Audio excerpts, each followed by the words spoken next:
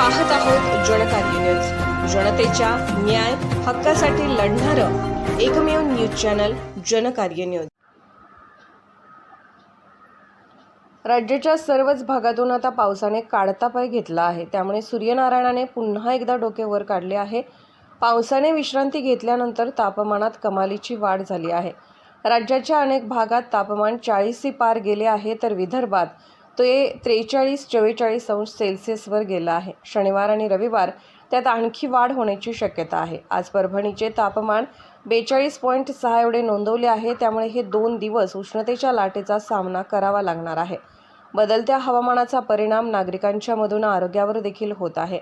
अधूनमधून येणाऱ्या अवकाळी पावसामुळे उन्हाच्या चटक्यांसोबत उकाड्याचा देखील सामना करावा लागत आहे आणि ते आरोग्यासाठी जास्त धोकादायक आहे। उष्माघाताचे रुग्ण हळूहळू वाढत आहेत। गेल्या 3 दिवसांपासून तापमानात जराही घट झालेली नाही, उलट त्यात वाढ होत आहे। त्यामुळे घामाच्या धारा आणखीन वाढत आहेत।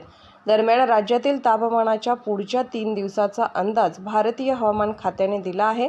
लोकांनी कामाशिवाय घराबाहेर पडू नये असा इशारा दिला आहे।